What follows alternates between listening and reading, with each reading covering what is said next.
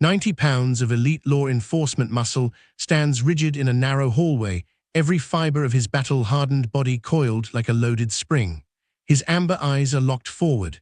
His lips are peeled back. A low, resonant growl rolls from somewhere deep in his chest, steady, deliberate, and absolutely terrifying. And the target of that growl? A giggling 5-year-old girl in pink polka-dot pajamas. She's pressed against the wall, bare feet on the hardwood, her small hands splayed flat against the dog's broad black and tan chest. She is laughing. She has absolutely no idea. And that laugh, that pure, untouchable 5-year-old laugh, is the most gut-wrenching sound Ken has ever heard in his life, because he is standing at the end of that hallway with his hand hovering near his hip, staring at the animal he spent 6 years trusting with his life. And for the first time, he doesn't recognize him. Mercury, his voice is low, practiced, the voice he used in active operations, in burning corridors, in the dark chaos of a raid. Mercury, stand down. The dog doesn't move. Not a flinch, not an ear swivel, not the subtle shift of weight that always told Ken the command had landed. Mercury stays locked in position like a monument carved from instinct and iron will, and for one suffocating moment, Ken feels the floor disappear beneath him. Because a police dog that ignores a direct command from his handler isn't disobeying. He's already made a different decision. What Mercury did next wasn't an act of aggression. It wasn't a breakdown. It wasn't the moment Ken had always quietly feared would come. What Mercury did next was a miracle, one that would rewrite everything Ken thought he knew about loyalty, love, and the invisible line between a working dog and a guardian angel. Before we go further, welcome to our channel. We are on a mission to reach 1,000 subscribers this month, and every single one of you makes that possible. If stories like this one move you, please like this video, share it with someone who loves dogs, and subscribe so you never miss a moment. We want to know, on a scale of 1 to 10, how much do you trust a trained police dog around a small child? Drop your number in the comments right now. There is a photograph pinned to the corkboard inside the 14th Precinct's K9 unit break room. It has been there for 3 years. Nobody put it there officially. Nobody authorized it. It simply appeared one morning, and nobody has ever taken it down because nobody has ever wanted to. In the photograph, a German Shepherd is walking out of a burning building. He is not running. He is walking slowly, deliberately, with a toddler's limp body cradled between his front legs, dragged by the back of the child's collar. The building behind him is fully engulfed. The sky is the color of a forge, and the dog's expression, captured in the split second before the rescue teams reach them, is one of the most remarkable things anyone at that precinct has ever seen. He doesn't look afraid. He doesn't look heroic. He looks certain, like he always knew this was what he was for. That dog is Mercury.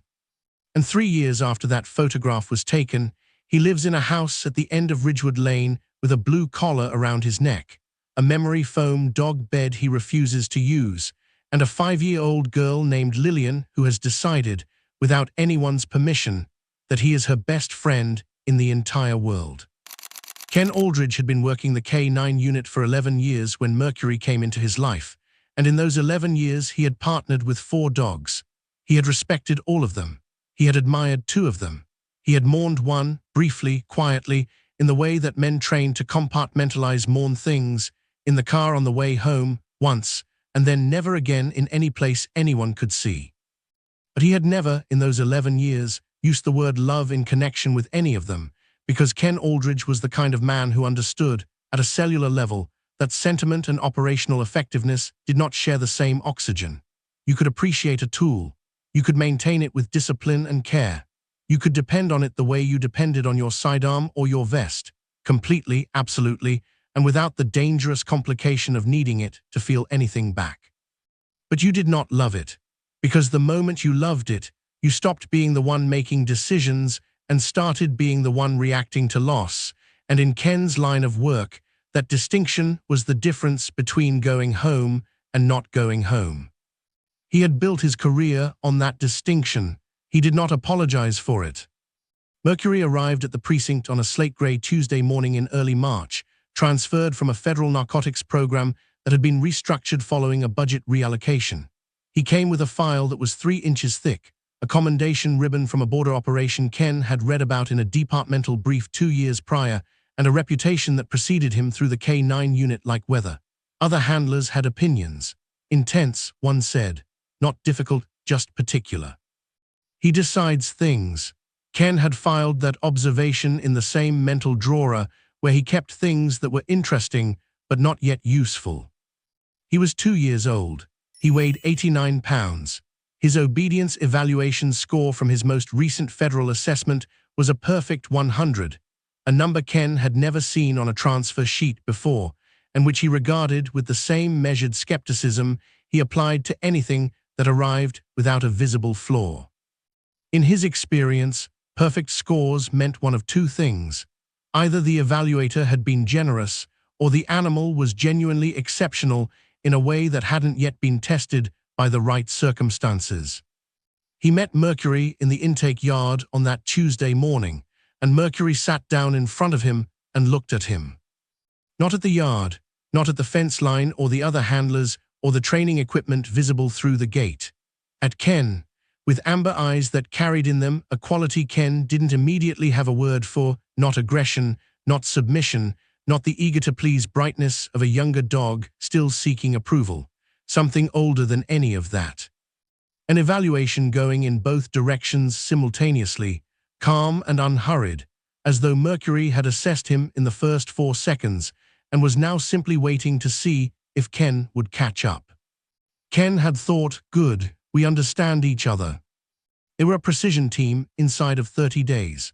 What Ken had expected to be a months-long calibration period, the careful, methodical process of learning a new animal's thresholds and triggers and idiosyncrasies, compressed itself into something faster and stranger, as though Mercury had arrived already knowing what Ken needed and had simply been waiting for the context to demonstrate it. He ran tracking exercises with a focus that made newer handlers stop their own drills and watch. He ran apprehension scenarios with a force calibration so exact that the DKs started requesting him by name, which was either a professional compliment or a complicated joke, depending on how you looked at it. He sat in vehicles for hours without restlessness. He worked night operations without the sensory confusion that affected younger dogs. In 2.5 years of active partnership, through 73 logged field deployments, Mercury never once made a decision that Ken hadn't either authorized or anticipated. Which was why the day of the fire remained, in Ken's memory, in a category entirely its own. The call came in at 4:17 on a Wednesday afternoon in the 2nd year of their partnership, a residential structure fire on the east side of the district, 2-story row house, ground floor fully involved, staircase compromised, 1 child reported unaccounted for. They arrived behind the first engine companies to a scene that had already progressed beyond the window of easy intervention. The building was going. The parents stood on the far sidewalk in the clothes they'd run out in, and the mother was making a sound that Ken had heard before at other scenes and which stayed with you in a specific way that other sounds did not. Protocol was clear, structural clearance before K9 entry. Ken had his hand on Mercury's lead. Mercury was already gone. He went through a ground floor window on the north side, the one sector the fire hadn't fully consumed yet, with a clean, purposeful movement that contained no hesitation and no performance.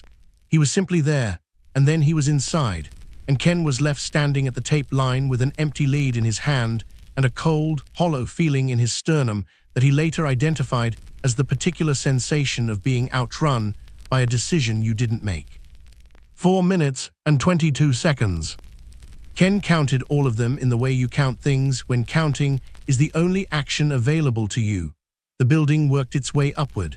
The firefighters held their positions.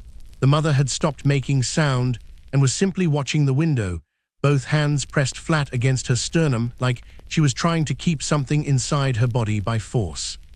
Mercury came back through the same window he'd entered. He was moving slowly, not from injury, Ken would understand later, but from deliberate care, dragging a 2-year-old boy, the child's face pressed against Mercury's shoulder, shielded from the worst of the smoke by the warm wall of the dog's body. The boy was unconscious. He was breathing. Mercury walked him to the nearest paramedic and sat down. The building's staircase failed 11 minutes later. The roof followed at the 17-minute mark. The boy spent 2 days in the hospital and went home. Mercury received a formal commendation and a photograph on the precinct corkboard that nobody had authorized and nobody ever took down. Ken filed the incident report with the same careful language he applied to all his reports: precise, chronological, stripped of interpretation. He stood in the hospital parking lot that evening while a medic worked through Mercury's post-exposure clearance, checking his airways, his eyes, his paw pads for thermal damage. Mercury sat through all of it with the same patient amber stillness he brought to everything. And Ken, standing 6 feet away with his hands in his jacket pockets in the cooling air, had a thought that arrived without warning and refused to be filed anywhere. He made that call himself.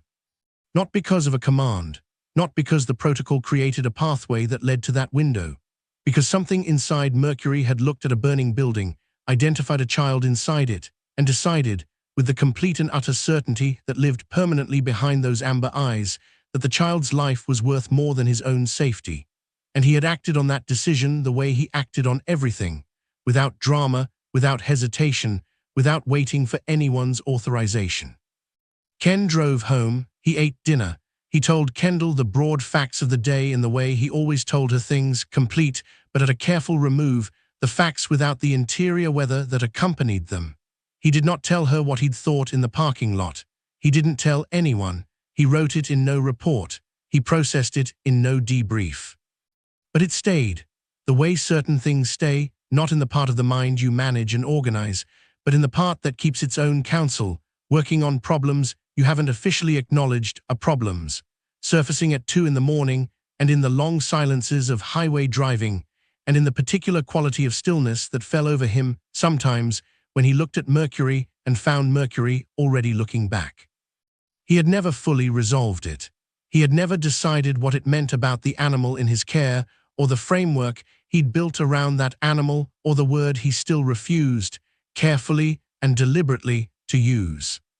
He would spend the next 3 years living with that unresolved thing, and it would take a giggling 5-year-old in pink pajamas and a crumbling wall and 4 minutes and 22 seconds of a different kind of counting before he finally understood what he'd been holding at arm's length since that parking lot, and why the distance had never, not for a single day, actually protected him from it. Working breeds like German Shepherds carry decades of selectively reinforced intelligence, loyalty, and drive. When they transition from high-intensity service environments into domestic settings, that capacity doesn't diminish, it redirects. Dogs given clear structure, emotional reciprocity, and consistent mental engagement don't just adapt to family life. In documented cases, they expand their protective instincts to encompass every member of the household with a depth and precision that continues to challenge what behavioral science thought it understood about the boundary between instinct and something that, in a human, we would simply call devotion. Ken Aldridge retired from the K-9 unit on a Thursday in late October, 14 months after the fire, with a knee that had been rebuilt twice and a surgeon's written recommendation that he find a different relationship with stairwells and foot pursuits. The injury itself had been unremarkable by the standards of the work, a bad landing during a chase that shouldn't have required him to run at all, the kind of small operational miscalculation that compounds itself in a body that has been asking too much of the same joints for too many years. The knee was the proximate cause. The 11 years were the actual one. The department offered him a desk assignment with full retention of rank. He sat with the offer for 48 hours, which was longer than Kendall expected and shorter than his commanding officer had hoped, and then he declined it with the same quiet finality he brought to all decisions he'd already made before he started appearing to consider them. Kendall was 7 months pregnant. She had been managing a specific, carefully maintained form of calm for the past 4 years, the kind of calm that lives just downstream of sustained anxiety, that requires daily maintenance and a practiced ability to let the phone ring without your hands changing.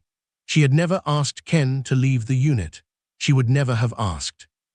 But when he came home with the paperwork and told her he was done, she had put down the dish towel she was holding, crossed the kitchen without a word, and held on to him for a long time in the way that said everything she'd never said out loud. She was, in the best possible way, relieved enough to cry. She didn't. She was also Kendall, and Kendall did not cry in front of people she was trying not to worry. The question of Mercury lasted approximately one afternoon. Department policy was clear. Retiring handlers had first right of adoption for their partners. Ken had the paperwork filled out before he left the building on his last official day, tucking it into the same folder as his exit processing forms with the matter-of-fact efficiency of a man completing a task with an obvious answer. There was no deliberation. There was no conversation with Kendall about it because there didn't need to be. She would have fought him harder for Mercury than Mercury would have fought for himself, and Ken knew it. The dog was coming home. That part was never the question. The question was the framework. Ken spent the first week of his retirement building it.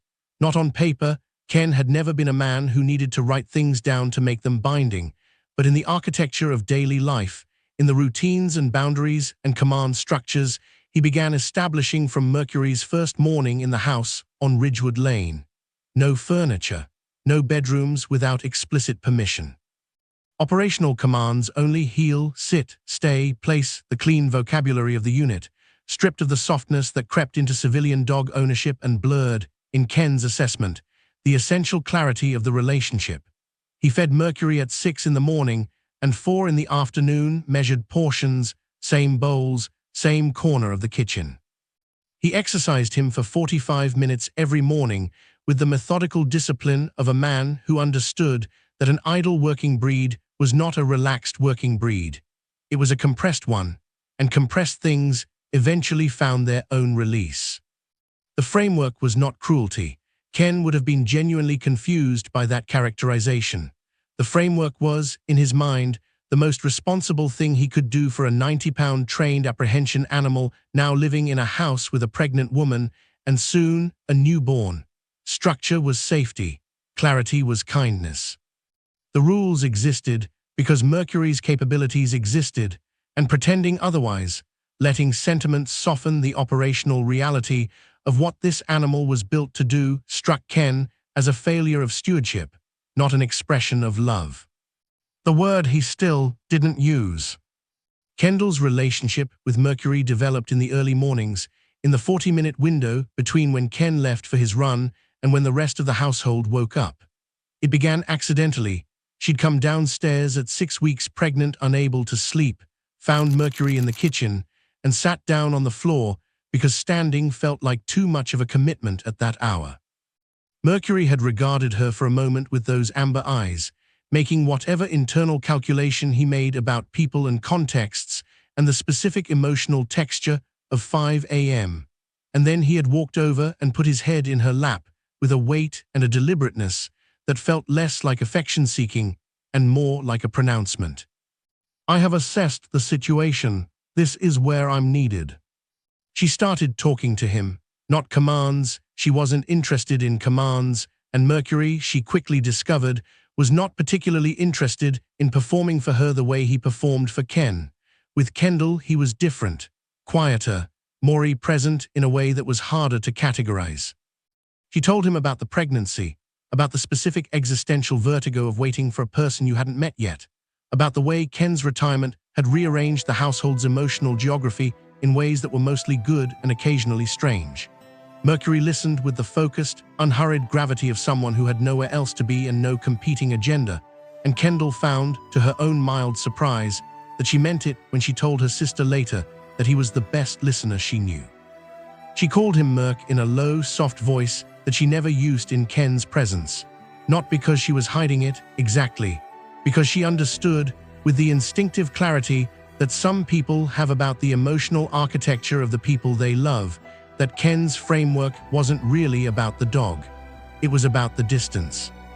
It was about a man who had spent 11 years not using a particular word, training himself to keep things at the length of an arm. And if she demonstrated too openly that Mercury had already walked straight past that boundary and made himself at home in the middle of her chest, it wouldn't serve any of the three of them well. She kept the morning sessions to herself. She kept what she'd seen in the first week to herself too. They had brought Lillian home on a Tuesday, swaddled and small, and making the particular sounds of a person who is new to the project of existing and finding it more effortful than expected. Ken had carried her through the door with the focused care he brought to fragile, important things. The house smelled different to Mercury. Kendall had watched him register it from across the room, the slight lift of his head, the recalibration that moved through him like a current. He hadn't approached. He hadn't postured or crowded or pushed forward with the possessive curiosity of a dog asserting its territory over a new arrival. He had simply looked at the bundle in Ken's arms for a long, still moment, and then he had walked to the bassinet that Kendall had set up near the living room wall, turned around once, and lain down between it and the door. Not Ken's side, not Kendall's, the door, the threshold, the point of entry. He stayed there for 3 nights with a consistency that went beyond restlessness and into something more deliberate, getting up to eat and drink and go outside when necessary, returning each time to the same position with the same quiet certainty, as though he had completed an internal assessment in those first few minutes and arrived at a conclusion that did not require revisiting. Kendall had stood in the doorway on the second night and watched him watching the bassinet, and she had felt something move through her that she didn't have a clean word for, a complicated mixture of gratitude and recognition, and a sorrow she couldn't fully account for, the sorrow of seeing something loyal and complete and quietly extraordinary being kept, by the person who should know it best, at an arm's length it had never once chosen for itself. She had cried a little, just briefly in the doorway before she went back to bed. She hadn't told Ken. Decades of research into canine social behavior have consistently demonstrated that the bonds working dogs form with family units are not diluted versions of their handler bond. They are distinct, deeply mapped relationships built on individual recognition, emotional attunement, and a pack instinct that does not diminish with domestication. A German Shepherd welcomed into a home does not simply tolerate its new environment. It maps every person in it, assigns protective priority, and begins building the kind of loyalty that, in documented cases, has operated without command, without recognition, and without any expectation of reward. They do not love less for loving more than one person. They simply expand, the way good things do, to fill the space that's given to them. The water heater had been making sounds for about 2 weeks before Ken called the warranty company. Not dramatic sounds, nothing that announced itself as urgent, just the occasional low, irregular knock that drifted up through the utility room wall and into the kitchen at odd hours, more felt than heard, the kind of domestic anomaly that sits at the edge of attention and refuses to resolve itself into either a clear problem or a clear nothing. Ken had listened to it with the methodical patience he applied to everything that hadn't yet declared its nature, cataloging the frequency and the intervals, waiting for the pattern to reveal itself. It didn't. He made the call on a Monday. Gerald arrived Wednesday morning at 8:45.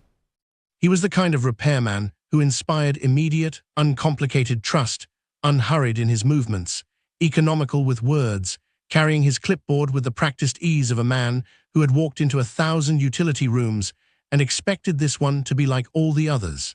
He wore steel-toed boots and a company jacket with his name embroidered above the breast pocket in navy thread. He shook Ken's hand at the door with a firm, brief grip and asked 2 clarifying questions about the sound, and then waited to be led to it. Ken had checked the backyard before answering the door. Mercury was out there, moving the perimeter in the unhurried patrol loop he made every morning after exercise, not anxious, not reactive, simply doing what he did, the quiet maintenance of whatever internal checklist governed his relationship with the boundaries of the property. The yard gate was latched. Ken left Gerald in the entryway for 30 seconds, confirmed the latch with his hand, and came back satisfied. He found Mercury in the utility room doorway. Not outside it, not approaching it, in it, positioned in the threshold with the geometric precision of an animal who had selected that exact spot for a specific reason and had no intention of being anywhere else. The back door was closed. Ken would check it later and find it properly latched, the same as he'd left it, and he would never fully resolve the question of how Mercury had gotten from the yard to that doorway without passing through any room Ken had been in. He would eventually stop trying to resolve it, the way he eventually stopped trying to resolve other things about this dog. Mercury wasn't growling. It was the first thing Ken registered, and the registering of it told him something about the particular flavor of his own anxiety, that his first assessment was for aggression, that the filter he ran every Mercurian civilian encounter through was a threat filter, calibrated by years of professional caution and the low-frequency worry he had never spoken aloud about what happened when a trained apprehension animal decided, on its own authority, that a situation required a response. There was no aggression. There was no raised hackle, no postural warning, no tension in the jaw that preceded a growl. Mercury stood in the doorway with his weight evenly distributed, and his ears in the high, rotating position Ken recognized from tracking work, that specific configuration that meant the dog was processing something below the threshold of human detection, running it through sensory architecture that made Ken's own seem approximate by comparison. His eyes moved between Gerald and the wall, not Gerald's hands, not Gerald's clipboard, not the space between Gerald and Mercury the way a dog assessing a threat would watch.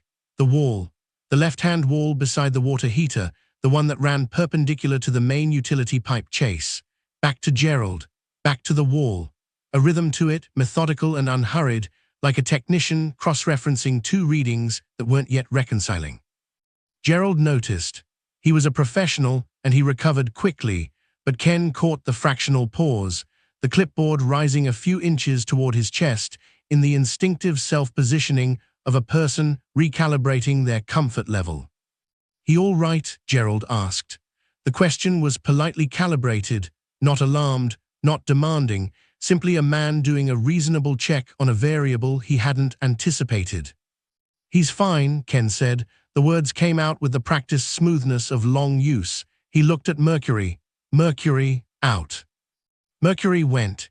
He went the way he always went when he was complying with something he disagreed with completely, because he was not a dog who made a point of visible defiance, but with a quality of deliberateness in the movement that was different from simple obedience. Like a person who leaves the room when asked, but leaves at their own pace. Making clear that the leaving is a courtesy rather than a capitulation. Gerald worked for 40 minutes. Ken heard him moving through the sounds of the inspection, the tap of the clipboard against the heater casing, the creak of Gerald crouching, the small metallic voice of a wrench on a bracket fitting. Ken stayed in the kitchen, ostensibly doing other things, aware of Mercury at the edge of his peripheral vision. The dog returned to the hallway outside the utility room within 5 minutes of being removed. He didn't enter. He stationed himself at the threshold, just clear of the doorframe, and resumed the same focused attention he'd had inside. His ears tracked continuously, rotating in small independent arcs with the kind of precision that had always struck observers as slightly uncanny, like watching a biological instrument doing work it was specifically designed for.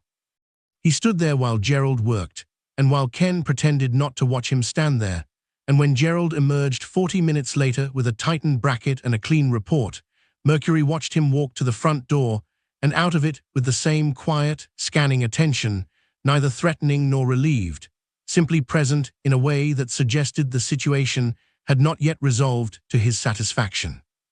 Gerald left. Ken closed the door. Mercury went back to the utility room hallway and stood there for another 10 minutes before finally moving away to his afternoon position near the kitchen. That evening, after Lillian was in bed, Ken told Kendall what he'd been quietly assembling into a theory since the repairman's car had left the driveway. He kept his voice neutral, the way he kept his voice neutral when he was presenting something he'd already partly decided. Mercury might be developing behavioral instability, he said. It happened with working dogs in retirement. The absence of a high-stimulation environment, the loss of a clear operational role, the drives didn't disappear, they redirected, attached themselves to ordinary stimuli, and escalated them into false alerts, manufactured purpose out of the mundane. He'd seen it before in other retired K9s. It was manageable with the right approach. He watched Kendall's face while he said it. She was holding her coffee mug in both hands, and her expression was doing the thing it did when she was choosing her words with more care than the words themselves were going to reveal. Or, she said, looking at him steadily over the rim of the mug, he heard something we didn't. Ken didn't answer, not because he had no answer, but because the answer he had was the wrong kind, the kind that required him to take Kendall's 4 words seriously and follow them somewhere he wasn't ready to go. He moved the conversation forward by not moving it at all, the way you sometimes navigate around certain rooms in a house rather than acknowledging they're there.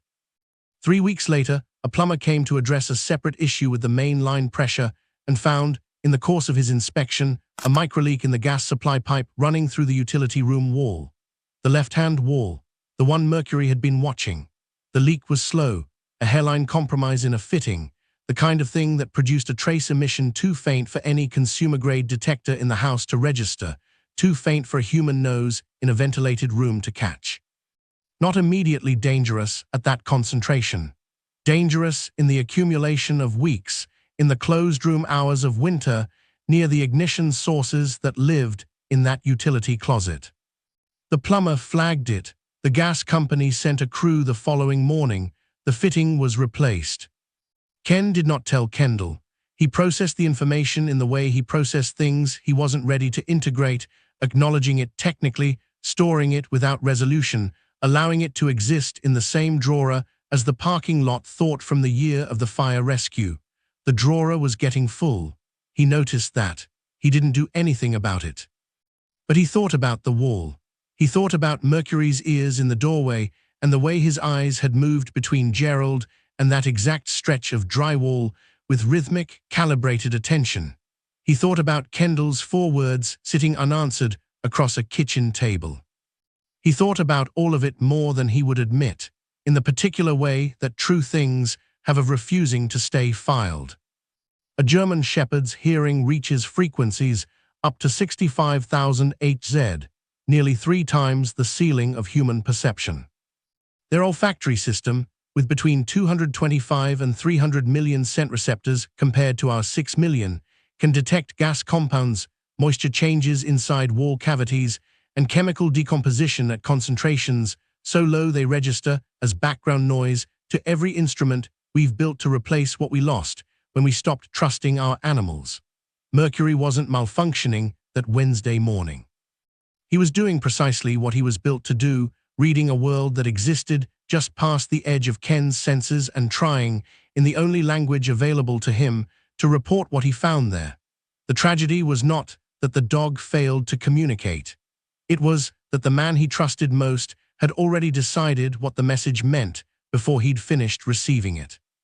Lillian Aldridge approached most things in her life the way water approaches a drain, with a natural, unhurried inevitability that made the destination feel less like a choice and more like a law of physics. She had her mother's stubbornness and her father's patience, which was a combination that tended to produce results on a longer timeline than most people anticipated. She did not argue. She did not push. She simply waited, with the serene confidence of someone who understood that the world generally came around eventually, and occupied herself productively in the meantime. She had been waiting to sit with Mercury for 7 months. The Tea Party framework had come into her life sometime in early autumn, the way most of Lillian's organizational systems arrived, fully formed, non-negotiable, and immediately treated as though they had always existed. The stuffed animals had been assessed with the solemn thoroughness of a hiring committee, suitability evaluated on the basis of sitting posture, general temperament as Lillian perceived it, and an ineffable quality she could not have named but applied consistently. 2 bears, 1 rabbit with a repaired ear, a giraffe whose neck made seating arrangements complicated but whose general character had earned him a permanent invitation. The plastic teapot on the second shelf. The cups sorted into color groups that were then arranged by a color preference hierarchy Lillian had established and revised twice. The protocol was complete. Mercury's absence from it was a specific kind of pain, the kind that children carry quietly because they understand, without anyone explaining it, that some things are not available for negotiation with the adults in their lives. Every time she had moved toward him with a cup or a tiara or the particular energy of an invitation being extended, her father had materialized in the way fathers do, gently and immovably, with the same phrase delivered in the same tone that meant the conversation was not going to develop further. Mercury has his own space, Lilybug. Let's leave him to it. She had never argued. She had retreated each time with the plastic cup still in her hand and resumed waiting, adding the waiting to the existing waiting the way you add water to a glass that is nearly full. On a Tuesday afternoon in November, she picked up the teapot, listened to the garage door confirm that her father was occupied, watched her mother disappear down the front path toward the mailbox, and went to find Mercury. She had expected to find him in his usual afternoon position near the kitchen, the spot he returned to after his post-lunch patrol of the house's lower floor, where he would settle into a watchful rest that was less like sleeping and more like a system running quietly in the background. He wasn't there. She checked the living room, the utility room threshold, where he sometimes stood in that specific focused way she'd noticed but not thought much about, and then she went down the hallway and found him. He was lying against the wall beside the utility closet, in the narrow stretch of hallway that ran between the kitchen and the back of the house. Not the casual, boneless sprawl of a resting dog. His head was up, his ears in the high alert position, his body aligned with a purpose that she registered without having vocabulary for it. He had been spending time in this particular corridor with a frequency that had been increasing over the past 2 weeks, and Kendall had noticed it, and Ken had noticed it, and attributed it to something she didn't fully understand. And Lillian had noticed it too, in the uncomplicated, observational way of children, who have not yet learned to immediately explain what they see. She walked to him.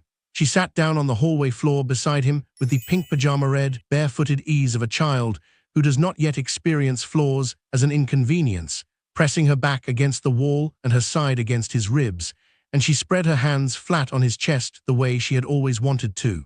She had imagined this moment many times. She had not imagined that he would let her. He did more than let her. He turned his head and looked at her with those amber eyes that her father and her mother looked at differently from each other. Her father with assessment, her mother with something softer, and Lillian looked back with the uncomplicated directness of someone who had not yet learned that sustained eye contact with a large animal was supposed to be fraught. Mercury held the look for a long moment. She watched something move through his posture while he looked at her, not a softening exactly, more like an internal file being updated, a categorization being revised with new information. The quality of his stillness changed. He turned his head back toward the hallway, and Lillian felt the new configuration of his body against hers, present in a way that was different from how he'd been before she sat down, more deliberate about where she was relative to him. She took this as a yes and began talking. She told him about the tea party and the ongoing question of whether the giraffe's neck situation would ever be fully resolved. She told him about her friend at school who had a rabbit, named something she couldn't pronounce correctly, and who had brought it for show and tell in a carrier that had a small window in the front, and how the rabbit had pressed its nose against the window with an expression Lillian found deeply relatable. She told him about the dream she'd had 2 nights ago involving a horse that could fly, not in the dramatic way of movie horses, but in a very calm, practical way, as though flying was simply an option the horse had always had and was only now getting around to using. Mercury listened with the absolute, unperformative attention of a creature that didn't know how to pretend. He didn't shift or sigh or let his gaze drift the way people did when they were listening at only partial capacity. He simply received everything she said with an evenness that Lillian found, without being able to articulate it, deeply respectful. He didn't wag his tail. He didn't lean his weight into her or rest his chin on her knee or perform any of the demonstrations of affection she'd seen other dogs enact. He sat with her the way her father sat with her sometimes, present and serious, making her feel that what she was saying had weight and that the person receiving it understood it had weight. She had not known a dog could do that. She added it to her understanding of Mercury, which was growing in a direction her father's understanding wasn't. She was in the middle of a second pass at the flying horse dream when the quality of the air changed. It happened in increments so small that she felt them before she could identify them. The first was the ears, a micro-rotation, both of them, less than a centimeter of movement in a direction that was not toward her voice. The second was the chest beneath her hands, which had been the steady, warm, rhythmically breathing surface of a resting animal and became, by degrees too gradual to point to precisely, something tensed, not violently, not with the sudden quality of a startle. More like a mechanism being prepared, a slow, systematic engagement of something that had been standing by.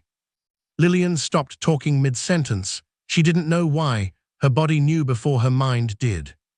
Mercury's gaze had moved from the middle distance of the hallway to the wall. The left-hand wall beside the utility closet, the same wall she'd seen him watching before without fully registering that she was watching him watch it. He was looking at it the way he looked at things that were not visible, with that scanning, rhythmic attention, the ears making their small, independent calibrations, the amber eyes tracking something that existed on a frequency the hallway didn't appear to contain. Lillian looked at the wall. She saw the same painted drywall she always saw. She looked back at Mercury. Something was building in his chest that wasn't quite sound yet. A vibration at the lower boundary of audible felt more through her palms than heard with her ears. A pressure gathering, slow and steady, the way a sky changes before weather arrives. And as she watched, in a movement so gradual it was almost geological, the edge of Mercury's lip began to curl. She had seen dogs do this before, in the vague and general way children absorb information about the world without always filing it correctly. She knew, in the same loose way, that it meant something, that it was a signal, a word in a language she didn't speak fluently. But she looked at Mercury's face, and she looked at the wall he was looking at, and she looked at the rigid, gathered, purposeful architecture of his body, and she thought what she would tell her father 40 minutes later in a voice of absolute 5-year-old certainty. Mercury isn't being scary, he's being serious. There is a difference. Most adults take years to learn it. Lillian Aldridge understood it in a hallway on a Tuesday afternoon in November, pressed against the ribs of a dog who had already, in the language available to him, been trying to tell the same thing to a man who wasn't ready yet to hear it. A dog's visible stress signals, the shift in ear carriage, the microtension that travels through the shoulders before it reaches the jaw, the lip curl that precedes a vocalization, are not random. In trained working animals, these are sequential, escalating communications, a vocabulary developed over thousands of years of cohabitation with humans who have spent the last century systematically forgetting how to read it. A lip curl in a police-trained German shepherd is rarely the beginning of aggression. It is most often the point at which an internal alert has reached a threshold that the body can no longer contain in silence. The dog is not losing control. The dog is trying, with the only tools available, to make itself understood to a species that built smoke detectors and gas sensors and structural surveys, because somewhere along the way it stopped trusting the animal that was doing all of that work first, and better, and for free. The garage had held Ken for the better part of an hour, a minor project that had expanded in the way garage projects do, one task revealing the need for another, the afternoon light moving across the concrete floor in a way that told him more time had passed than he'd accounted for. He was wiping down a socket wrench when he registered, at the edge of his attention, that the house behind him had gone quiet in a way that wasn't quite the same as ordinary afternoon quiet. He had spent 11 years developing an ear for threat differentials, the ability to parse the quality of a silence, to distinguish between the absence of sound that meant nothing was happening and the absence of sound that meant something was happening that hadn't yet announced itself. It was not something he'd been taught formally. It was the accumulated product of enough situations where the difference between those two silences had mattered, deposited over years into the part of the nervous system that operates ahead of conscious thought. He set down the wrench. He went inside. Kendall was still at the mailbox. He could see her through the front window, talking to the neighbor from 3 doors down, the conversation carrying the particular body language of 2 people who had intended a brief exchange and found themselves 20 minutes in. He registered her location and moved toward the hallway. The growl reached him from somewhere between the kitchen and the back of the house, low, continuous, the sustained kind that lived in an entirely different register from a warning bark. A warning bark was reactive, a single punctuation mark. This was a sentence. A long, unbroken sentence delivered in a frequency that bypassed the processing parts of Ken's brain entirely and went straight to the parts that predated processing. Every trained instinct he possessed fired in the same instant, a simultaneous ignition, and he was moving before the sound had finished traveling. 4 seconds from the kitchen doorway to the hallway. He counted without deciding to count, the way he'd counted Mercury's minutes in the burning building, the way his body defaulted to measurement when it needed something concrete to hold. What he saw when he reached the hallway stopped him with a physical completeness, like a hand against his sternum. Mercury was on his feet. Not the loose, alert stance of a dog responding to a sound or a smell. The full operational posture, weight forward, body angled across the width of the hallway like a gate that had decided to become a wall. His lips were pulled back in a snarl that Ken had only ever seen in apprehension scenarios, in controlled training environments where the decay was padded and the threat was simulated, and the dog's escalation was something you directed and measured and signed off on afterward. He had never seen it in this hallway. He had never, in any honest accounting of his fears about this arrangement, fully allowed himself to imagine it in this hallway. Mercury was not facing Lillian. That fact arrived a half-second after the initial impact of the scene, and it altered everything and nothing simultaneously, because Lillian was behind him, pressed against the opposite wall with the plastic teapot still held in both hands and her eyes very wide, and the geometry of it said that Mercury had placed himself between her and the wall he was snarling at, had put his body in the space between the child and whatever he was tracking behind the drywall. Was directing every ounce of that controlled, escalating ferocity at a surface that contained, as far as Ken could see or hear or determine by any available sense, absolutely nothing. She wasn't crying, that was the other thing. Lillian was watching Mercury with the expression of someone who has witnessed something that hasn't yet been assigned a category. Wide-eyed, arrested, the teapot still in her hands like she'd simply paused mid-motion and was waiting for the scene to finish explaining itself. Mercury, Ken's voice came out the way it was trained to come out, controlled, flat, stripped of the thing currently happening in his chest, carrying only the operational frequency that 11 years had made automatic. Mercury heal. The hallway didn't change. Not a flinch, not the micro-rotation of an ear that would have told him the command had registered and was being processed. Mercury stayed exactly where he was, every line of his body locked on that wall, the growl continuing beneath the silence like a current running under still water. Ken had given that command in active operations, in training yards, in the intake yard on the very first day, and it had never, not in 11 years, not in 73 field deployments, not once in 2.5 years of active partnership, produced this result. The command had always landed. The dog had always responded. That was the foundation the entire arrangement was built on, the bedrock beneath every decision Ken had made about bringing this animal into a house with a child, and it was not, in Ken's architecture of risk, a variable. It was a constant. It was the thing you could count on when everything else became uncertain. Mercury heel. The dog shifted his weight, an increment of movement small enough that a person not trained to read body mechanics would have missed it, a slight forward redistribution, almost imperceptible, that placed another fraction of 90 pounds between Lillian and the wall. Not toward Ken, not in response to Ken, toward her. A positional adjustment that said, in the language Mercury was using with total fluency, I have received your instruction and I am telling you, without apology, that there is something I need to do first. The protocol Ken reached for was the one he had kept in a drawer he'd never intended to open. It arrived with the speed of something that had been waiting: mental break, alpha aggression, loss of operational stability, the clinical vocabulary of a worst-case scenario he'd constructed years ago and maintained at a careful distance by never having reason to use it. Working dogs broke sometimes. The drives that made them exceptional made the breakdown, when it came, exceptional too. It happened in the transition to domestic life, in the absence of structured purpose, in the accumulation of unaddressed behavioral redirects. He had told Kendall this. He had said those exact words about Mercury weeks ago over a coffee mug she'd held in both hands, and now the words were back, and they had brought his hand with them. His hand was at his hip. He was aware of this the way you are sometimes aware of your own body as a separate system making decisions, present to the observation, but not in full command of the outcome. The hand knew what it was near.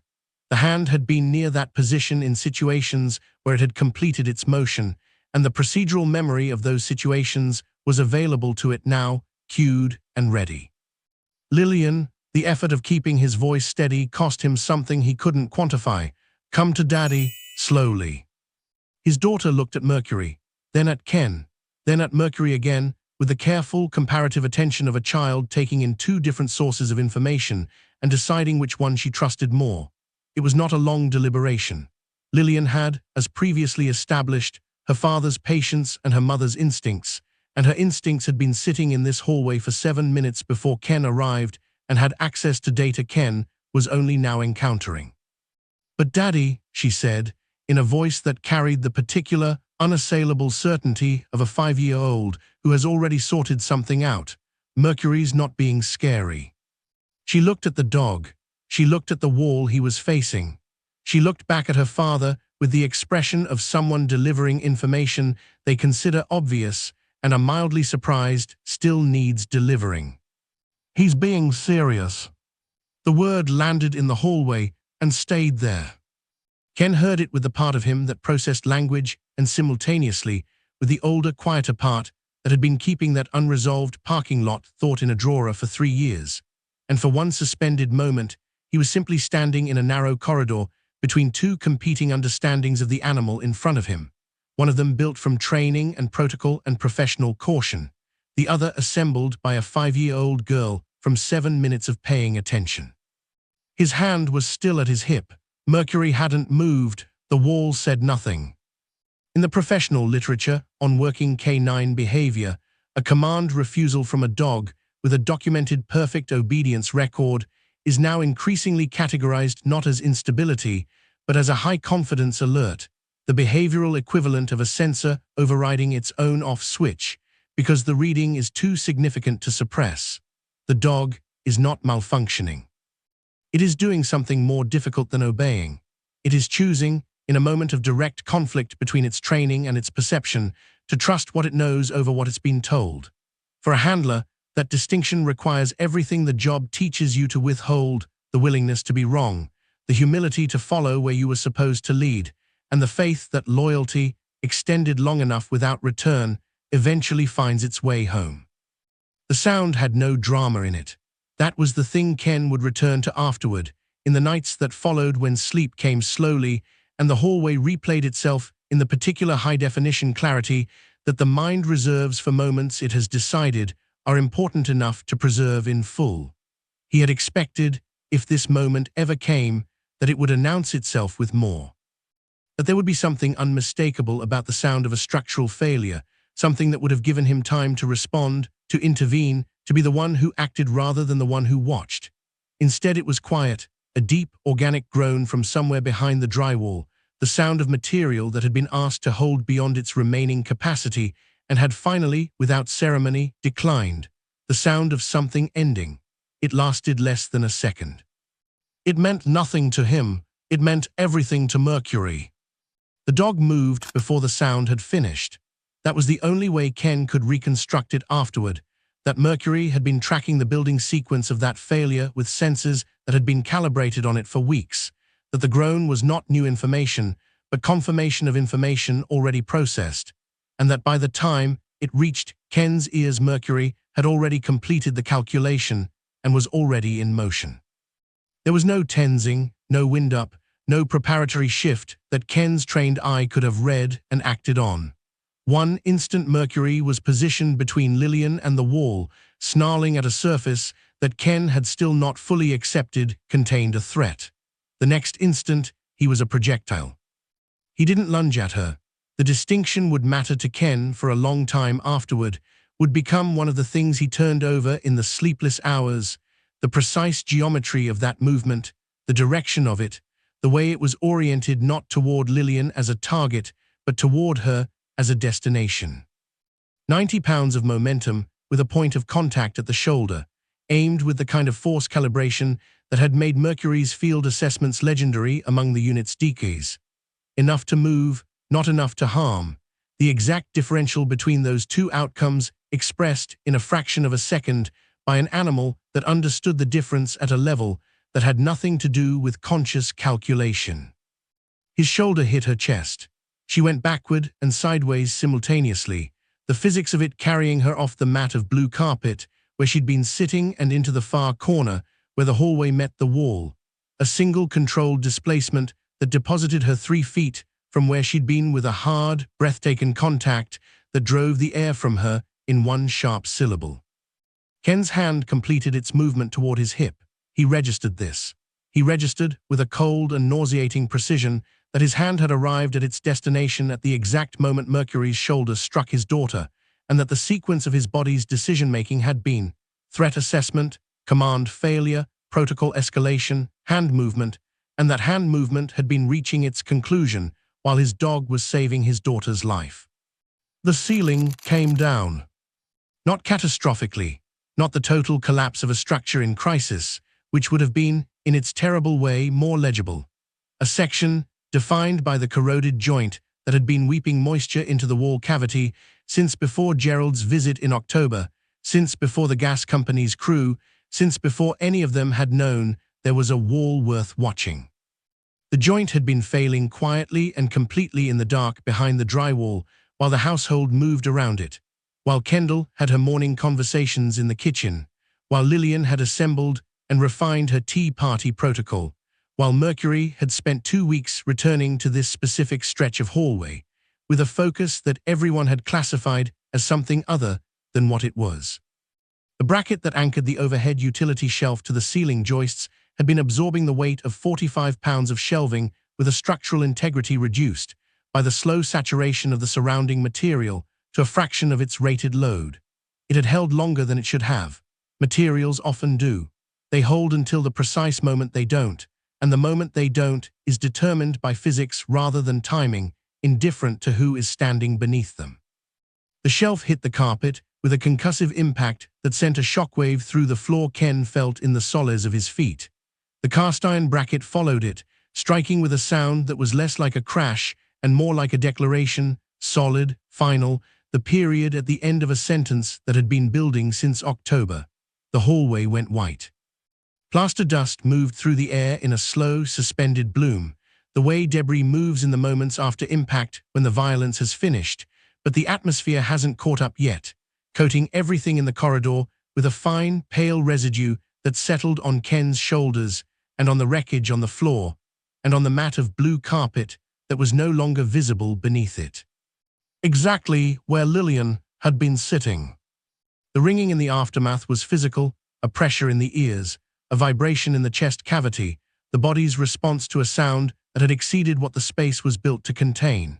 Ken stood in it. He stood in the white air with his hands still near his hip, and the wreckage on the floor between him and the corner, and the understanding of what he was looking at arriving in increments, because some things are too complete to absorb at full speed. Mercury shook the plaster from his coat. A single, practical motion, the same motion he made after water or debris in the field, the motion of an animal returning its systems to operational readiness. Then he turned from the wreckage with the unhurried deliberateness of a creature that had done the thing it needed to do and was now moving to the next necessary thing. And he walked to the corner where Lillian was sitting against the wall with her eyes very wide, and the teapot somewhere on the floor behind her, and the single sharp breath still the only sound she'd made. He put his head in her lap. Not a performance, not the eager, demonstrative affection of a dog seeking reassurance after a stressful event. He simply lowered his enormous head onto her small legs with the same quiet, purposeful weight with which he had positioned himself between her and the wall, with intention, with certainty, with the complete absence of doubt that characterized everything Mercury had ever done that mattered. And Lillian, who had still not cried, who had not made a sound since the sharp exhale of impact, put both arms around his neck and held on with the focused, full-body grip of a child who understands, without requiring an explanation, that she is holding something that chose her. Ken's hand came away from his hip. He stood in the plaster fog and felt the fact of what he had almost done move through him, the way cold water moves through a system, slowly, completely, reaching every part. Not the abstract acknowledgement of a near miss, the professional notation of an error narrowly avoided. Something more structural than that. He had almost made an irreversible decision about an animal that had, at the moment Ken's hand was completing its motion, been in the process of saving his daughter's life. He had almost acted on a framework built entirely from fear and distance, and the particular professional pride of a man who believed that controlling the terms of a relationship was the same as understanding it. Mercury had never operated from that framework. Mercury had been operating from something else entirely, something that had declared itself in a burning building 3 years ago, and again in a utility room doorway, and again in 2 weeks of quiet, unrewarded vigilance at a stretch of hallway that a corrupted joint and a saturated bracket had been slowly turning into a trap. He had been doing the work the whole time. He had been doing it without authorization and without recognition, and without any adjustment to his commitment based on the quality of the trust being extended in return.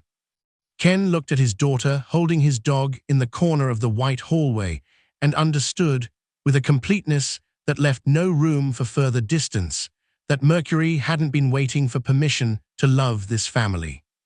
He'd been waiting for them to notice he already did. Documented cases of large breed guardian dogs performing what behaviorists now classify as protective displacement, forceful, directional body contact used to move a smaller individual from a zone of immediate danger, reveal a level of spatial reasoning, threat modeling, and force calibration that challenges long-held assumptions about the ceiling of canine cognition. The behavior is not impulsive, it is calculated.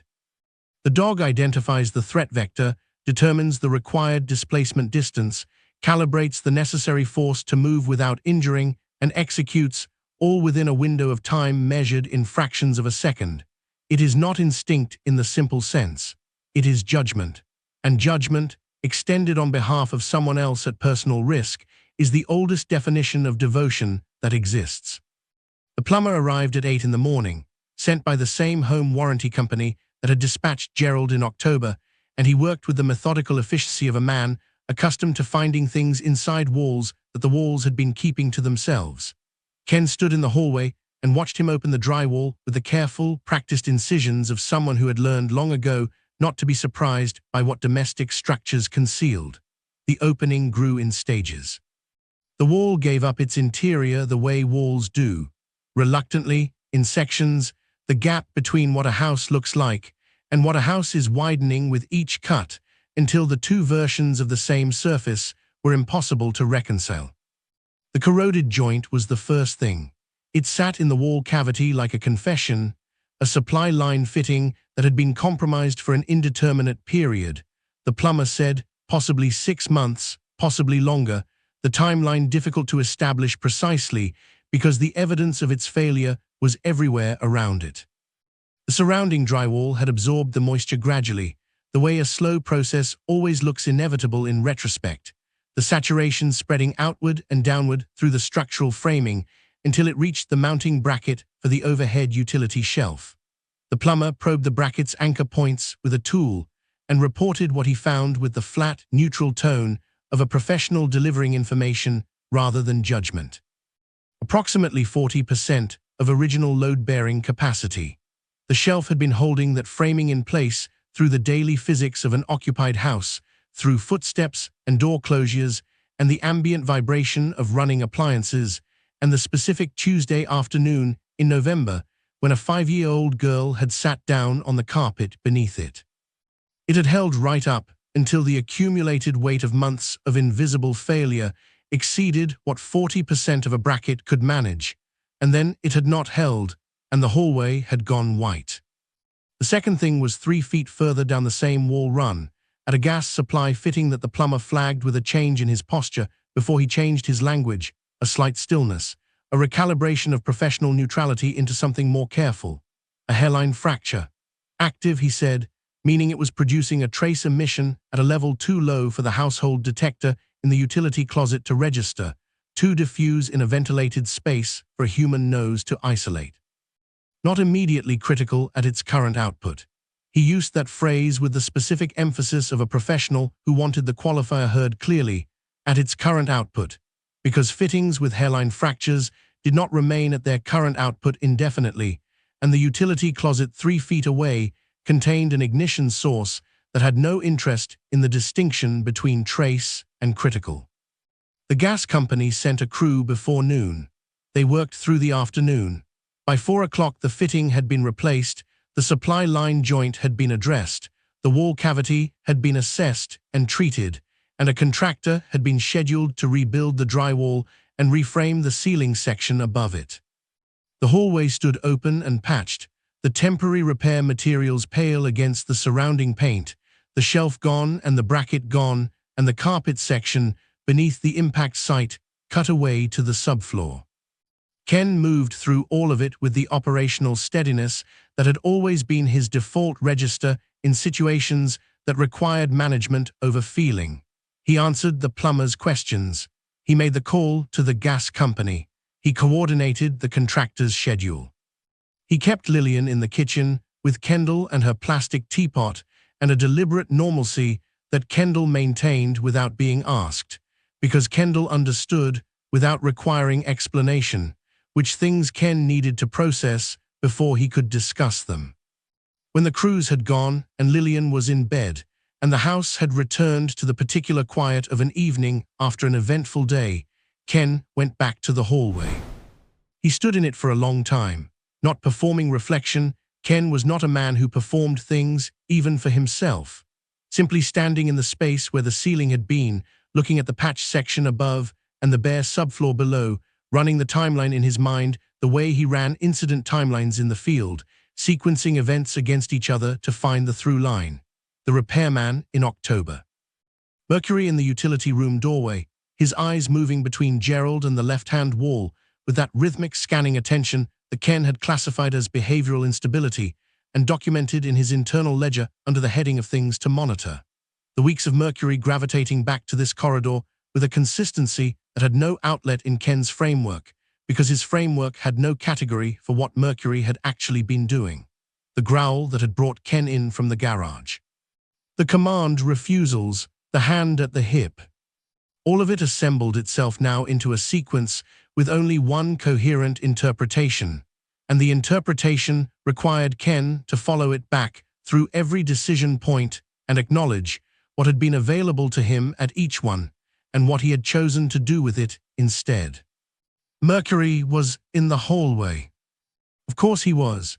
He was lying near the patched wall, in the position he'd been occupying with increasing frequency for the past 2 weeks, and he was watching Ken with the amber-eyed patience that Ken had spent 11 years categorizing as operational focus, and was now standing in a hallway that still smelled faintly of plaster dust, understanding as something that had never been operational at all. There was no accusation in it. That was the part that had been working on Ken since the ceiling came down, the detail that kept surfacing in the hours of processing that had followed, the complete and total absence of grievance. Mercury had been ignored for months. He had been commanded away from the thing he was trying to address. He had been the subject of a clinical theory about behavioral instability that Ken had shared with his wife over coffee while the dog sat in the next room, having identified, with his nose and his hearing and his extraordinary olfactory architecture, the slow structural failure building behind that wall. He had endured all of that without adjustment to his commitment, without reduction in his vigilance, without the slightest performance of having been wronged. Because he hadn't been doing any of it for the acknowledgement. He hadn't been doing it for Ken at all. He'd been doing it for the same reason he'd gone through a burning building window without authorization. Because there was something that needed protecting, and he was the one equipped to protect it, and those two facts together constituted a complete and sufficient reason, independent of whether anyone recognized it, or thanked him for it, or understood it before or after the fact. Ken sat down on the hallway floor, not a considered decision. simply the place his body arrived at when it finished pretending he was standing there for any other reason than to be close to a dog he had almost, the word arrived without softening, shot. He sat down, and Mercury didn't move toward him, didn't perform the reunion that a different kind of animal in a different kind of story might have performed. He simply remained where he was, watching Ken with that steady amber patience, and the patience itself was the most honest thing in the room. "You knew," Ken said. The hallway absorbed the words with the neutrality of a space that had already witnessed everything else this day contained. He wasn't speaking for Mercury's benefit. Mercury didn't need the words. He was speaking because some things need to be said aloud before they can be fully understood, before they can move from the part of the mind that processes information to the part that integrates it into the actual structure of who you are. Mercury held his eyes. The silence between them had a different quality than the silences of the past 3 years. Those had been the silences of a distance maintained. This one was something else, the particular quiet that follows a thing being named correctly for the first time, the stillness that comes when a gap closes. "You've been telling me for months." Mercury exhaled, a long, slow breath, the kind that travels through the whole body, the kind that says something has been held and is now being released. He held Ken's eyes for another moment, patient and complete, and then he put his head down on his paws and closed his eyes, and the hallway settled around them both with the quiet gravity of a place where something true had finally been said out loud. The German Shepherd's olfactory system processes the world through between 225 and 300 million scent receptors, a number that renders human sensory experience, by comparison, approximate. They can isolate the chemical compounds produced by corroding metal inside a sealed wall cavity. They can detect the sulfur derivatives added to natural gas at concentrations measured in parts per billion. They can identify the specific molecular signature of structural moisture damage progressing through building materials, distinguishing it from ambient humidity with a precision no consumer sensor on the market currently replicates. Mercury was not malfunctioning, he was not redirecting. He was reading a world that existed in complete detail just past the edge of human perception, and he was doing what he had always done with information that mattered. He was staying with it, quietly and completely, until someone finally understood what he was saying. The first night Ken lay awake and ran the sequence. The second night he ran it again, looking for the place where a different man would have made a different decision. The third night he stopped looking for that place, because he'd understood by then that the problem wasn't a single decision point he could isolate and correct.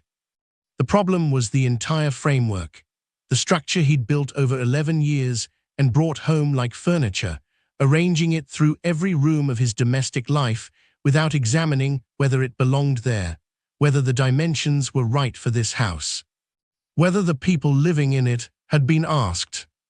He had told himself the framework was for Mercury's benefit, structure for a working breed in transition, clarity as a form of care. He had believed this with the complete sincerity of a man who had constructed a justification so functional that it never required him to look at what it was justifying. Because what the framework actually was, what it had always been, from the first morning on Ridgewood Lane when he'd begun establishing the rules that weren't written down but were absolute, was a set of terms under which Ken Aldridge could live with a 90-pound animal he both trusted completely and didn't trust at all, without ever having to resolve the contradiction. He had trusted Mercury's obedience. He had trusted the training, the evaluation scores, the flawless operational record. He had trusted the product of 11 years of professional development the way you trusted a piece of equipment that had been certified and tested and returned consistent results. That trust was real. He didn't revise it now. What he hadn't trusted was the rest of it, the thing behind the obedience, the thing that had gone through a window into a burning building without authorization and come back out with a child, the thing that had lain beside a bassinet for 3 nights without being told to, the thing that had spent 2 weeks returning to a stretch of hallway with a patience and a persistence that had no explanation inside Ken's framework and therefore got filed under the heading of things to monitor. He had not trusted Mercury's judgment. He had not trusted Mercury's perception. He had not trusted the amber-eyed certainty that had characterized this animal since the intake yard on a Tuesday morning in March, the certainty that said, "I have assessed this. I know what I know. I am going to do what needs to be done." He hadn't trusted it because trusting it required him to admit that Mercury was not operating from training. Training you could verify and measure and update and control. What Mercury was operating from was something else, something that had been there before the training and ran underneath it, and occasionally, in the moments that turned out to matter most, superseded it, and that thing did not fit in any framework Ken had ever been given for understanding the animal in his care. It fit in a different framework entirely, the one that used the word he still hadn't used. The third night he got up at 2 in the morning and went downstairs without a clear destination, the way you move when the decision has already been made somewhere deeper than consciousness, and the body is simply following. He went through the kitchen. He went into the hallway. Mercury was lying near the repaired wall section, facing toward the far end of the corridor where Lillian's bedroom door was closed. Not sleeping, his head was up, his ears in their resting alert position, the posture of an animal that maintains a degree of watchfulness even in stillness. He had been lying in this orientation with regularity since the ceiling came down, as though the event had confirmed rather than resolved a vigilance he intended to maintain, as though saving her once was not a reason to stand down, but a reason to stay closer. He looked at Ken when Ken came in. He didn't get up.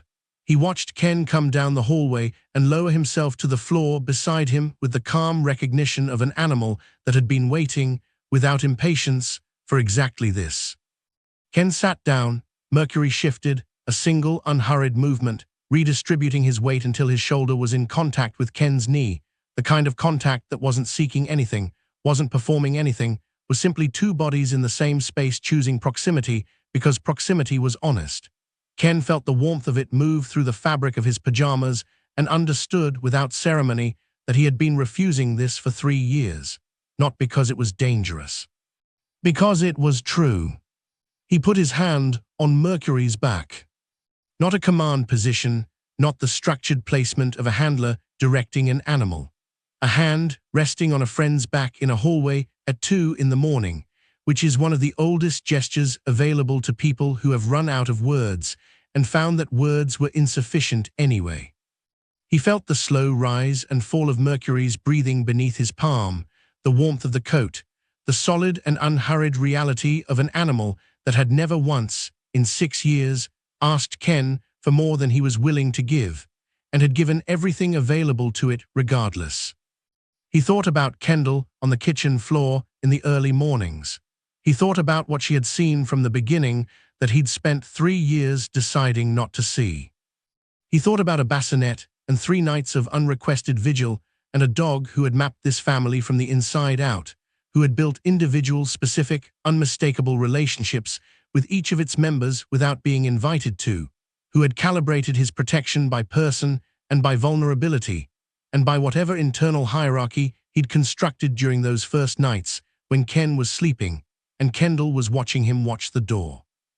He thought about Lillian in the corner with her arms around Mercury's neck and her face pressed into the plaster-dusted fur and not crying, not because she wasn't affected, but because she wasn't afraid, because she had never been afraid of Mercury, because she had understood in the uncomplicated way that children understand things that haven't been complicated for them, yet that this was not an animal to fear. This was an animal to hold onto. She had known it on the kitchen floor 7 minutes before the ceiling came down, and she had known it in the hallway after, and she had not needed 3 sleepless nights to integrate the information because she hadn't spent 3 years building a framework that made the information inconvenient. Mercury exhaled, a long, slow breath that traveled through his whole body, through the shoulder against Ken's knee and the back beneath Ken's hand, a breath that released something that had been carried at a low, sustained cost for longer than Ken would ever fully know. "I'm sorry," Ken said.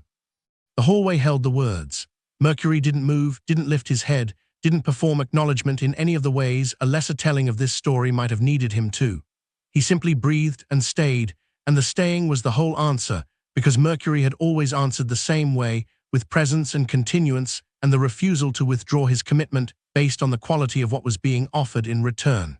That was not training. Training didn't produce that. Training produced compliance and reliability and consistent performance under measurable conditions. What produced this was something that behaviorists had spent decades trying to name with sufficient clinical precision and kept arriving, by various routes, at the same insufficient but accurate destination. This animal loved this family. He had loved them with his whole capacity from the first night, mapped them and prioritized them, and stayed between them and the door, and the love had not been conditional on being recognized or reciprocated or even acknowledged. It had simply been there, the way Mercury had simply been there, complete, patient, and entirely without terms.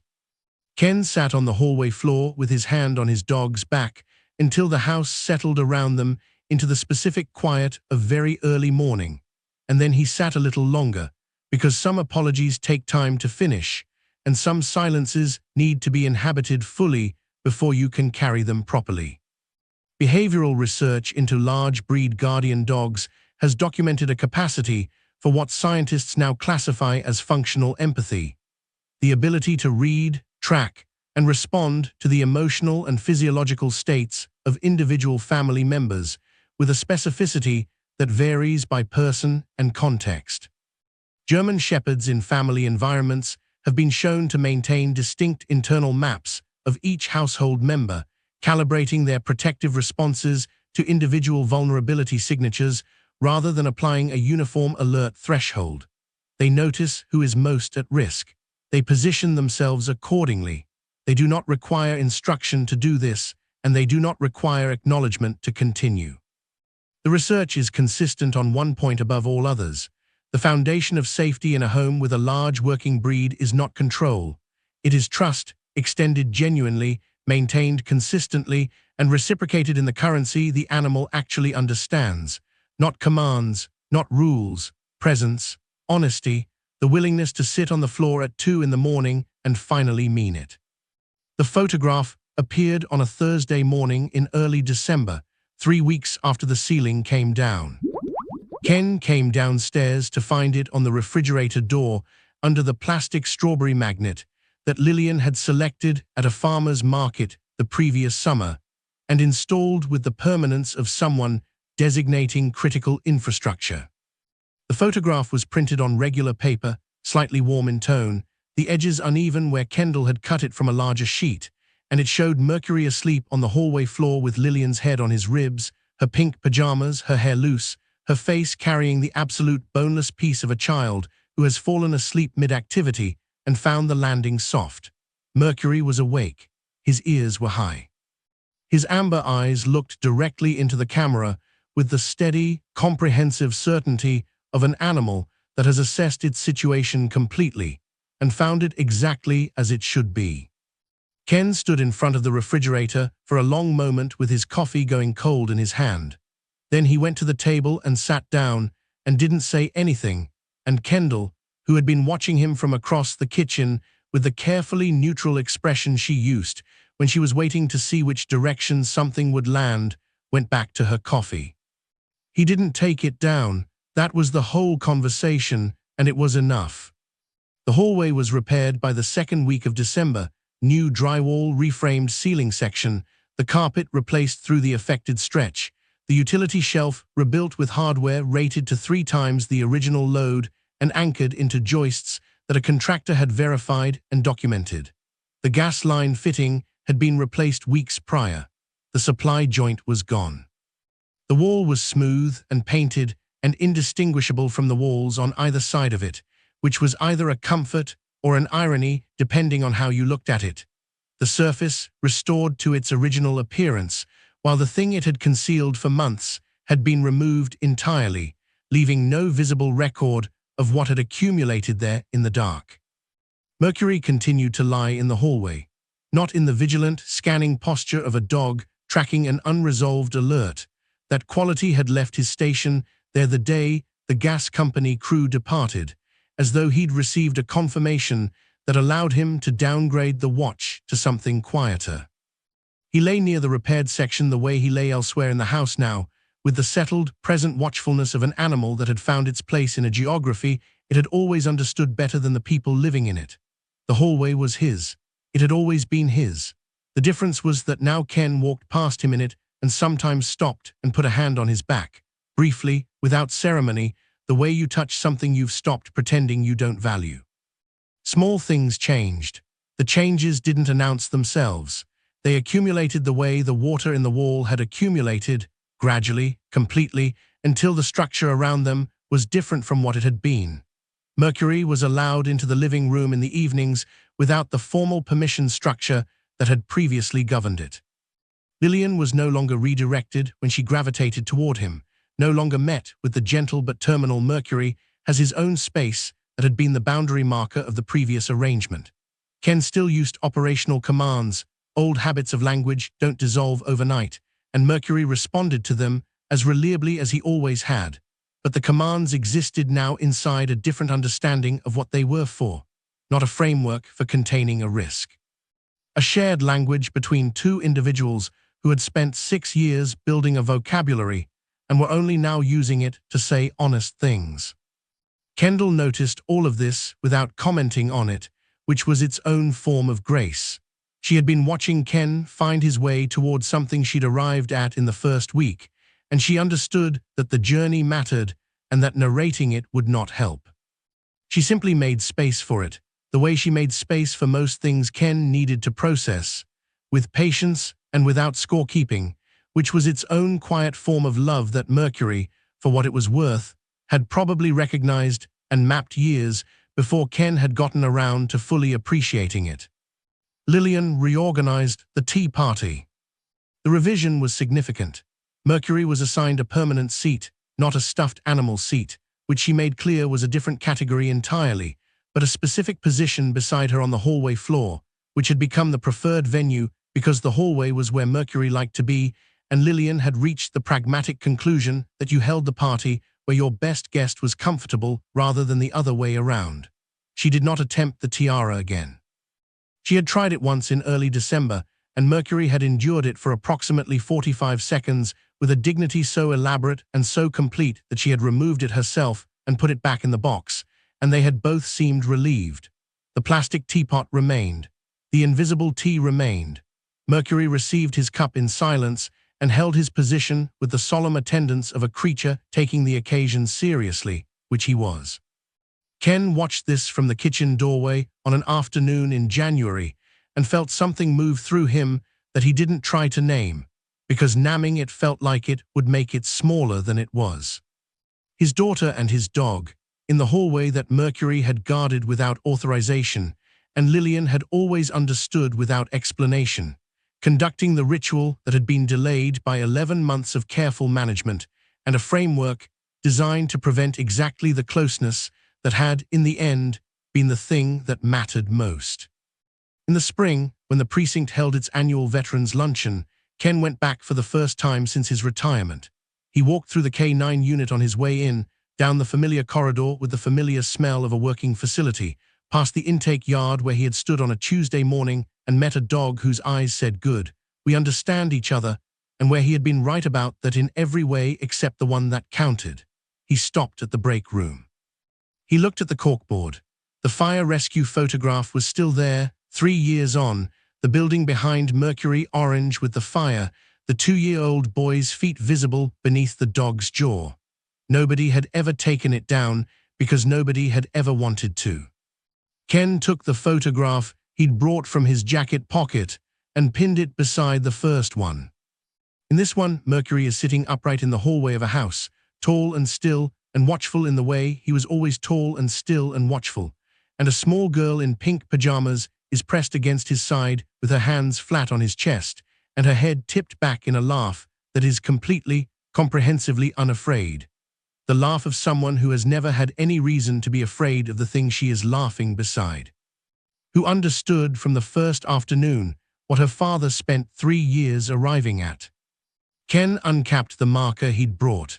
He wrote 4 words in the white margin beneath the image, in the same block print he used for incident reports and case notes, and every other document that required him to put something true on paper. He chose her first. He capped the marker. He looked at the two photographs side by side, the burning building and the hallway, the rescue and the ordinary Tuesday afternoon that turned out not to be ordinary at all. And he understood that they were the same photograph, really. The same dog making the same decision from the same source, in a warehouse fire and in a residential hallway, and in every unremarkable moment between and after, the decision that Mercury had made before Ken had ever given him a command or established a rule or built a framework designed to manage what he'd been told was a risk. Lillian was never in danger from Mercury. She was in danger from the ordinary invisible failures of the physical world, from corroded metal and saturated drywall and hairline fractures in fittings that produced trace emissions no human instrument in the house had been calibrated to catch. She was in danger from the accumulation of small structural failures behind ordinary walls in an ordinary house, the kind that don't announce themselves until the bracket gives and the ceiling moves and the hallway goes white. Mercury had known about those dangers since October, possibly longer, had been navigating the sensory landscape of that house with a precision and a comprehensiveness that made Ken's knowledge of his own home look approximate.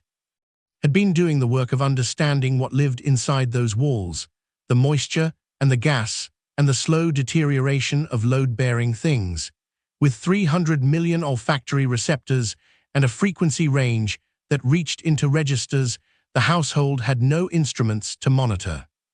He had done all of that work without being asked. He had done it for a family that had given him, in return, a structured exercise schedule and a measured food bowl and a framework designed to keep him at a distance that turned out to be the one thing in the house that was never actually safe. He had done it because from the very first night, when he had walked to a bassinet without being commanded and lain down between it and the door with the quiet certainty of an animal that has completed its assessment and knows where it needs to be, from that first night this family had been his. Not his assignment, not his operational responsibility, his. In the complete, unconditional, non-negotiable way that the best things are ours, not because we chose them first, but because something in us recognized them before we had the language to say so and stayed. What Mercury did in that hallway was not a trained behavior. There is no protocol in any K9 training manual for detecting structural moisture failure, or for calculating the displacement geometry of a saving shove, or for maintaining a 2-week vigil at a wall that concealed a threat no human in the household could perceive. What Mercury did was something behavioral scientists have spent decades trying to classify with sufficient precision and keep arriving at the same destination. He acted at personal risk, with force calibrated to protect rather than harm on behalf of a member of his family, because she was his family and that was sufficient reason, and it always had been. Dogs are not biological tools. They are not equipment with a heartbeat. They are sentient beings capable of loyalty that outlasts neglect, of protection that precedes permission, of a love so structurally complete that it requires nothing from us to remain intact. Only, eventually, the willingness to finally look at it clearly and call it what it is.